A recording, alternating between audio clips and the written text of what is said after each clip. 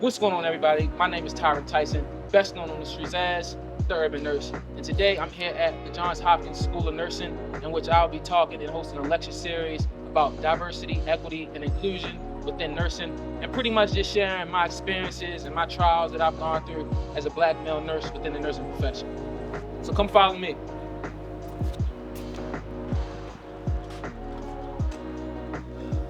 All right, so I'm gonna be honest, this is the first speaking engagement of the year.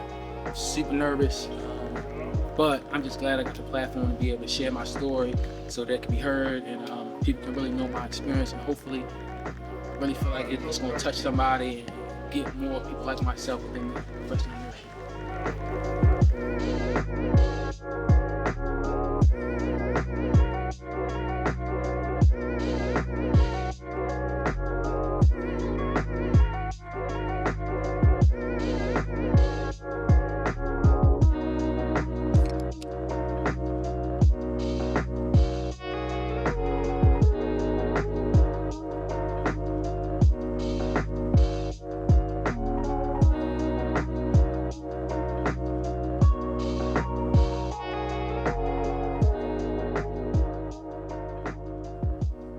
First, I want to say welcome and good afternoon.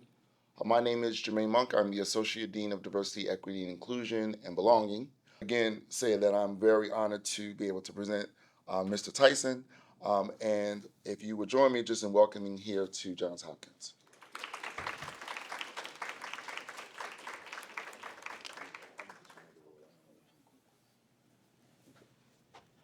Thank you all for coming out today. I'm just gonna break the ice because it's my first speaking engagement of the year and really one of my first independent speaking engagements. So I'm super nervous to my nursing students out there. I'm having some serious palpitations, some A-fib, A-flutter going on right now. So just bear with me, okay? You look great. Oh, thank you so much. Thank you. Like I said, I really appreciate everybody that's come out today. I really didn't think that many would come out. I know I had a unique story, but didn't really feel like it was worth speaking or even worth being heard, except to other male nurses like myself. I especially want to thank Dr. Monk for just taking a chance. One day I was at work, 8 o'clock in the morning, received an email from him, and I'm this is something that is kind of God sent. I feel like I'm meant to kind of be here and follow up with this gentleman. So I thank him for giving me the opportunity to share my story on this platform. Um, Before I begin, I just want to say that the conversation that I'm going to have today may make some of you guys feel uncomfortable. I'm going to use the word black a lot because I'm black. But I want you to know that my is for sharing my perspective and not to blame anyone or make anyone feel uncomfortable, but just to enlighten each other.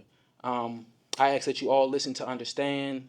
I don't want anybody to feel like I'm speaking to them personally, but I do want you guys to know that I'm speaking from my personal experiences and the encounters that I have. So just be open minded to the idea that these are the realities that people do face on a daily basis, like myself. And at the end of the day, I just want to be heard, understood, and looked at as a human being. You know? So just a little background on myself. I was born and raised here, right in the city of Baltimore, Maryland. I was born at Mercy Hospital, is right around the corner. I was raised by my mother, Anika Turner, in a single-parent household. Just at the age of 3 months old, my father was taken away from me due to the violence of Baltimore City. Um, I share these statistics because growing up, Baltimore, one, single-parent home, two, no father, I'm really not supposed to be up here on this stage today speaking based on those statistics. And let me just tell you, approximately 4.2 million nurses are registered in the United States today as of 2022. Only 6.7% of them are black, and even smaller percentage of them are male or black males. So small, I couldn't find a statistic or give you a number about that. I can honestly say I didn't think a man could be a nurse because it's always portrayed as a career for women. But prior to becoming a nurse, I could count on my hands how many male nurses I actually encountered, and that was only while working at Johns Hopkins. I personally met, I want to say two, but I really couldn't identify with them from a background perspective. So it really didn't resonate with me. And when I became a nurse myself, I created a persona in my head known as the urban nurse that ultimately became my brand today. It was like in a sense of creating a superhero. I was like what Superman is to Clark Kent or what Spider-Man is to Peter Parker. On the street, nobody knew who I was. I was just Tyron Tyson, but when I donned on my scrubs, I transformed into the urban nurse. I use the word urban because all my life it's been a euphemism to be politically correct when describing experiences, lifestyles, or cultures of economically depressed inner city neighborhoods where mostly black people live. And being that I was born and raised in the streets of Baltimore, Maryland, I never seen any black males who looked, walked, or talked like me, and I wanted to be a representation and a positive image for what it meant to be a black male nurse. My purpose is to motivate others like myself by showing them yet another opportunity for growth within healthcare. And since becoming a nurse, I've seen a lot more young black males within the profession, and it really gives me a sense of pride when we cross paths and I can give them that infamous nod of solidarity. Okay, then let me take you on a journey and give you some perspective through the lens of the urban nurse. Just like the developmental stages in life, the early years in your career are pivotal and define who you are as a clinician, your outlook and your fulfillment on your job. The person I was when I first became a nurse versus the person I am today are two totally different people. Now, of course, that would be expected with just some growth and maturity in general, but I truly believe my early experiences as a nurse are the reason and shaped me who I am today as a man and generally just my outlook on society as a whole.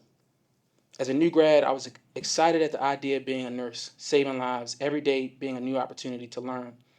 I always had a smile on my face. I was friendly, outgoing, and truly open and vulnerable to my environment. But within my first year, I immediately faced an extreme culture shock. I quickly realized that the statistics that I was facing when I walked into my first job, not only was I a male maneuvering through a female dominated profession, but I was a black male at that. And not only biologically was I different from 90% of my counterparts, I was culturally different from 99% of them. You might ask, what's the significance of that? Well, we all know men and women are wired mentally, physically, and emotionally different. That's just nature. But I also come from a different background and I face different experiences than majority of my counterparts. Not saying that they don't have their own trials and tribulations that they've gone through, but they don't have to face the apparent obstacles I'm up against every day that I set foot out of my door. As a new grad, due to the lack of experience, along with the blatant racial difference, I stood out like a sore thumb amongst my coworkers and I felt it. There were only two black nurses on the unit, including myself, and the other one was a female. I'll never forget the conversation that we first had when she warned me on my first day as a nurse. She said, they're going to smile in your face, but they're all waiting for you to F up so that they can stab you in the back. She then said, not many of us last here. If you don't fit in, they will get rid of you. Knowing that, I felt that I had to assimilate to the people around me because I didn't want to stand out like a weak link. And in the culture that I come from, we call that code switching. Code switching involves adjusting one's speech, appearance, behavior, and expressions in a way that optimize the comfort of others in exchange for fair treatment, quality service, and employment opportunities. In doing this, I then created an internal dichotomy within myself because I was making other people around me feel comfortable at the ease of sacrificing who I was and how I felt internally. It also created a resentment because within me I had created so much comfort around the people and my peers that I worked with that they began to cross social barriers and boundaries that just shouldn't be crossed in in professional environment. Jokes, comments, words made for myself that made an uncomfortable and hostile environment, but I guess it was okay because I was the cool black guy. Even with my discomfort, I always laughed it off, never confronting my issues out of fear of becoming the NWA, or in other words, the angry black guy and the negative stigma that is associated with that. I even noticed with my patients of different nationalities, there's always an immediate initial look of skepticism, asking questions of suspicion in an ambiguous way where I had to validate my credentials, my training, and my education through my responses in order to establish that trust with them. I began to emotionally distance myself and separate myself to mitigate unwarranted interactions. And then for my associates, they then associated that distance with disdain. And in the profession of nursing, when you go against the culture and separate yourself, you make the majority feel uncomfortable, and you then become the enemy. It didn't take long before I was fired. And fun fact, I was fired 2 times within a 12-month time span of starting my career for petty things that I look back on now and still shake my head. After being fired from my second job, my nurse manager, an elder white woman, told me that I was incompetent and I didn't have the critical thinking skills necessary to work in an emergency environment. I remind you, I was still a new nurse. I was a baby nurse. You guys all can understand when you go to clinicals, just that feeling that you have in trying to learn. Um, but I was still within my first year of learning, and honestly, I didn't fully feel comfortable as a nurse until recent. To just give you some insight, and I've been a nurse for 5 years, and I also think that COVID kind of sped that up as far as that experience. Now, I take full accountability of my actions that preempted my dismissal, but I feel that I wasn't given the same guidance and nurturing that new grads get in comparison to my counterparts. Understand this: I started my career at 24 years old, a young adult fresh out of college, and immature. They say the frontal cortex of your brain doesn't fully develop until 25. But I was treated similarly to how the judiciary system, where I see so many of my young black counterparts that look like me given egregious punishments over mistakes that they made as kids without the opportunity to learn and grow from their lessons. After getting fired, I vowed to myself that I would never work for another staff position for an institution as long as I was a nurse. I never wanted the control of my income to be at the power of someone else. I went from staff to PRN to local agency and then to travel, and there was no looking back since. To this day, every day I walk out of work, I still have that fear that I could be fired for something out of my control or a mistake that was unintentionally made, and it's truly been traumatizing. As my career continued, I gained confidence within myself, knowledge, and skills to function autonomously and survive on my own. My main focus was to provide the best care possible and still build my knowledge and skills so that I could be a resource to people around me. I was independent within my work, but I did not accept much help from those alongside of me. Because for me, accepting and offering help became a double edged sword. If you need help, then you're too needy. If you offer help, then people take offense and label you as cocky, arrogant in comparison to my counterparts that are looked at as a resource.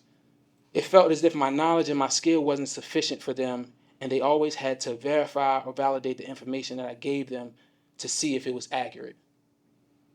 Understanding this, I became stoic and avoided a lot of social interactions. I soon faced yet another obstacle because this didn't make the people around me feel comfortable. This because they knew nothing personally about me, and all the conversations we had were only patient related. This gave them an opportunity to create narratives based on the very little surface level interactions that we've had, and people began to take my lack of engagement personally as if my autonomy was an attack against them. It was as if it was their way or the highway, and my input was unwanted. I felt that I was unequal in a sense to give my opinion on critical matters. I faced microaggression, false accusations, belittlement, and defamation of character, just to name a few. It seemed as if no matter how much I knew or how hard I worked, any contributions were never accepted. And I faced a lot of backlash from my female coworkers when I did speak up in self-defense or challenge their ideologies and thoughts and spoke against their perception. I was then perceived as aggressive or intimidating. So no matter how professionally I maintained my composure, I didn't know if it was because I was black or if it was because I was a male, but I was at a loss either way. It didn't take much for me to understand that the profession of nursing is a direct reflection of the world we live in. For the entirety of my career up until just recent, it seems as if the world around me was falling apart at the seams. I became a nurse at the start of the Trump era. In this time, people had the confidence to let their true feelings show in wanting to make America great again. But honestly, I never saw America as a great place for black people. During this time, it was a rise in publicized police brutality, something that has been a staple in my community, but now the world could see it. Time after time after time, I watched people within my community slain on live national television. Individuals that look like me, my friends, and my family. There's no need to give examples because honestly, there are just too many to count. But I was forced to live within a world on the outside where I felt like people who looked like me, especially black males, were under attack. And I had to come to work and absolutely nobody cared. I felt the lack of empathy and understanding from the people that I worked with because it didn't directly affect them.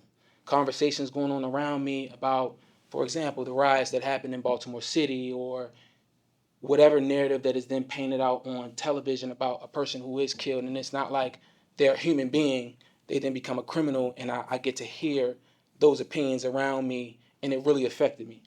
Just as easily as these people were being, their life are being taken, it could have been me. I often think that if I would have ever faced racial injustice or police brutality, would people support me, the people that I worked alongside, or even the people that I've shown care and compassion to? Or would they paint me out to be a criminal that far too often these victims are narrated out to be? I felt as if I was working in a world where not only socially did I not belong, but then I would walk outside of the hospital and I was living in a world where racially I didn't belong. A place where I wasn't seen as a human being, but instead as a threat.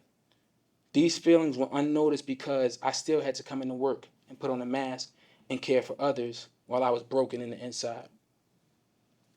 To give you some examples, I had a patient who was a police officer, and his wife came in with a Blue Lives Matter shirt on.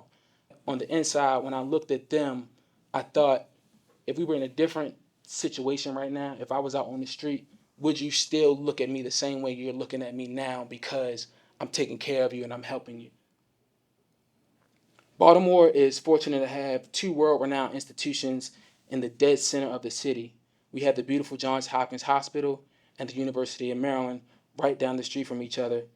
But right down the street, you also have the projects, where a majority of the patient population that we care for come from these communities that surround these institutions. These communities are plagued by poverty, lack of fundamental education, and are just as a whole underserved. It became more clear that I had to realize that being a nurse is not who you are, it's what you do. From working at the bedside in the emergency medicine to critical care, I began to stare at implicit biases and racial disparities within healthcare face to face. Now, I have a special relationship with all my patients. I try to create the most optimal environment for healing, but there are different connections, but I have different connections with people who look like me. People that could easily be my grandmother, my mother, sister, or brother. Baltimore is truly a small place, and there's only 6 degrees of separation, where it only takes you knowing a friend of a friend that you might know this patient or this person. And I can't explain the look of relief that show on the face of my black patients when I'm introduced as their nurse. They always, at some point, open up about how proud they are of me for being in the position that I am and not living up to the statistics and the image that we're seen as out in the street. There's an immediate trust factor created that they share a lot of the mistreatment and lack of treatment that they feel they received during their stay. But I also get to see it from both sides of the table. I get to hear the patient side, but then I also witness the lack of care that is shown from on the nursing side. Now, in the black community, guys, there is a history of mistrust, fear within the healthcare systems, and many healthcare providers don't see or understand that. From the history of America running trials and tests on black people, for example, the Tuskegee Airmen experience, and more, there has been a systemic trickle-down effect due to the miseducation, socioeconomic disparities, health food options, and in the communities known as food deserts. So let me just paint a picture for you. A lot of poor black people don't go to the hospital because they can't afford it. They rely on cultural rituals such as Robitussin and ginger ale, or they just bear with the symptoms. And because of this, they delay treatment until the comorbidities are far too chronic to be fixed. In most cases, we see our family members walk into the hospital and we think they're healthy. It might just be a headache or something that we're thinking. But they never walk out. And this trauma gets handed down from generation to generation, causing more of us to stay away. This creates a stigma within healthcare that they're actually killing us or hurting us and not helping us. And due to this lack of representation within the institutions, it isn't being associated the help that they're getting because they don't see people that look like them that they trust. Due to this lack of education when in these environments, they don't really understand what's going on, what's being said, or what's happening to them. A lot of times doctors come in, and doctors are the least social people in the healthcare environment, and they just start talking off jargon and medical words that we don't understand. And because people don't want to seem stupid or incompetent, they just go along with it and sign off on the papers, but they don't understand at all what's going on. So there's a blatant cultural barrier within healthcare between caregivers and patients. This barrier is looked at and misunderstood oftentimes as disrespect. And to add to that, you see young people who don't look like you, oftentimes young white female nurses or young white male doctors, or just people who don't look like you, aren't from your culture. And they're telling you what you should do or what you have to do. And that's coming from someone who is an adult, who oftentimes raised an entire family and is a patriarch or the matriarch of generations of people behind them. And pretty much they had to do what they had to do to survive. And for you to tell them what they have to do, especially when they're not understanding, it could often be looked at as disrespect. Because my counterparts lack this understanding, not intentionally, but they don't come from the same cultural backgrounds as their patients. They don't share the same experiences, and it can be perceived as resistance by their patients, and is often looked at as malicious, as if they're doing it on purpose. They naturally, my coworkers naturally become defensive while trying to maintain professionalism, which becomes very condescending, dismissive in tone, facial expressions, and body language. They then pass their experiences on to the next nurse, to the next coworker, who then automatically creates another defensive barrier in preparation for the same experience as their counterpart receives, which then perpetuates the cycle. Do I believe that nursing is racist? No. But I do believe that nursing is a profession that lacks cultural competency with those who don't share the same cultural beliefs, backgrounds, or life experiences. A lack of empathy with the majority of the patient population in which we serve, which are underserved people of color. Now, the theme of this lecture series is the blueprint to leveraging cultural diversity to discover your true superpower. And as a black man in America's history, I've been subject to images, systems, studies that promote an inaccurate view of who I am. I had to exhibit knowledge, competence, skill in clinical areas where no one looks like me. I have to work 2 times as hard to overcome barriers that many of my counterparts don't even know exist. Long story short, I have to fight for my competence, which took me a while to realize it's not something that you're born with, but instead something that you develop through time and experience.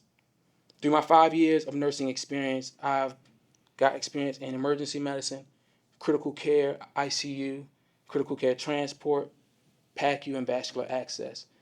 I have gained confidence to show that I belong anywhere just like anyone else. When I depend on my environment and the people around me to validate who I am, I'm giving them the power and control over me. And in order to reach certain levels of success, you're going to face resistance, you're going to face adversity on every level. And with everything that I have been through, I feel this has prepared me for everything that I'm going to go through. The preparation has equipped me with the tools needed to survive in any environment, tools to deal with different types of people, unfair circumstances, and situations out of my control. I know that I can still achieve every goal that I set out to, no matter what I look like or what I face. These trials, I feel any person, especially persons of color who've reached the highest levels of success, have had to overcome and prevail. I'm going to be honest, it took me some time to figure out how I was going to tell my story. At first, I thought nothing of it, like it would be a breeze, but as I started to dive deep into my recounts and my experiences, I realized I still have a lot of anger, frustration, and emotional pain when it comes to my journey as a nurse. If I can get you guys to take anything away from today and what I'm saying is to follow these 4 agreements.